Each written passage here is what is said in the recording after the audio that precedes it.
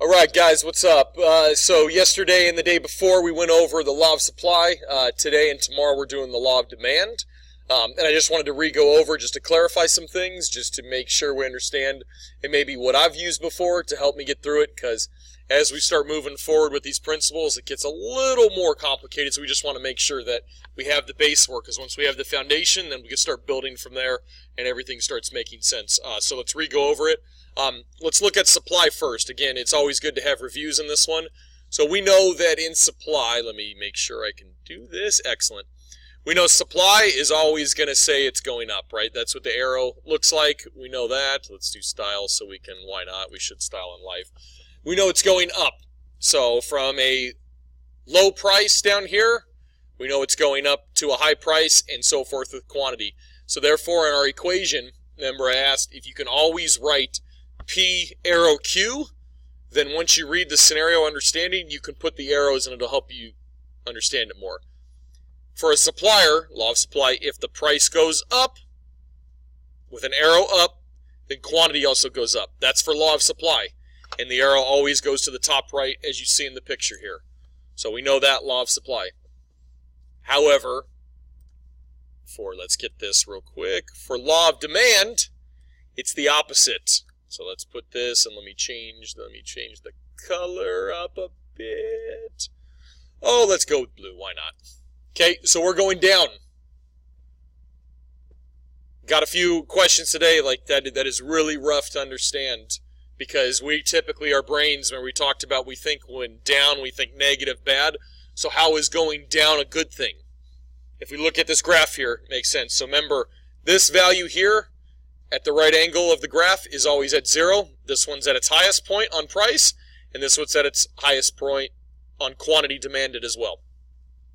So therefore, if we look at the top of the price, let's say $10, we would put 10 up here, and it's low on the quantity, maybe 1. But as the price drops, let's say the price drops all the way to $1, the quantity would grow to, let's say, 10. So that's why this is a downward slope. It's good to go down, because we want to get stuff for cheaper. So if we look at it, if the arrow, the P arrow Q, if a P arrow is down, quantity goes up. And that's what we got to keep remembering in that one. Okay, again, so good. We got that general principle on it. And remember, when moving on, in order when we come to graph things and stuff like that, scenarios, if it's just a price point that changes, so the example on the worksheet was $3.50 per gallon to $4.50, we would still keep it on the same graph, or the same line, supply line. Or same with demand line, demand curve. We would still keep it on the same one. If it's anything other than price, there were 5 factors for supply, and there are 5 factors for demand. So check Google Classroom, you'll see the lecture notes. It's the bubble with the 5. Any one of those reasons, it would become a whole new curve. So in supply, we would see this. If it was a positive, we would shift to the right. If it was a negative, we would shift to the left. This may confuse a few of us, but it's okay. Same thing is in demand. If it's a shift to the right, it's positive. If it is a shift to the left, it is negative. Now some of us I know are like, well, that's kind of top down.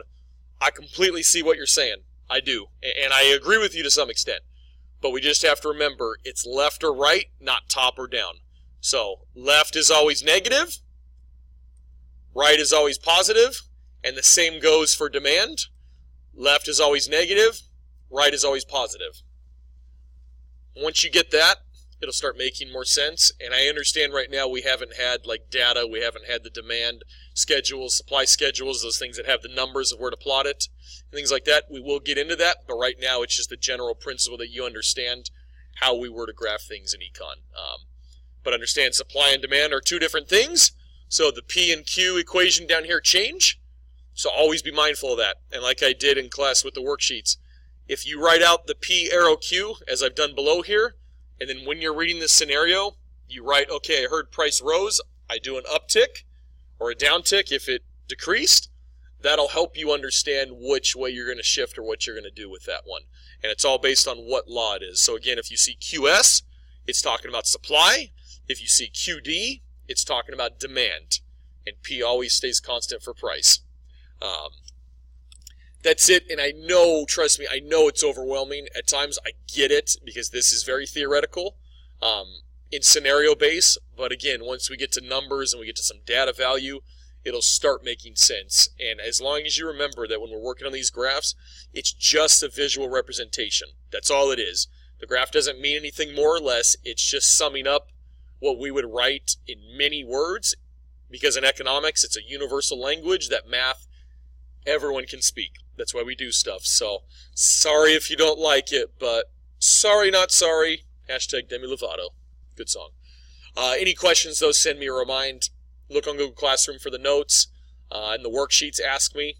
But think. That's all I can advise on that one, especially the worksheets. Even though we see decrease, our brains automatically register, or even anything else, we think negative. You have to read the scenario and ask, what is it really asking me to do? What is it saying about it? Once you think deductive reasoning like that, it starts making more sense. So good luck with it. Hit me up with any questions, okay? And always stay positive.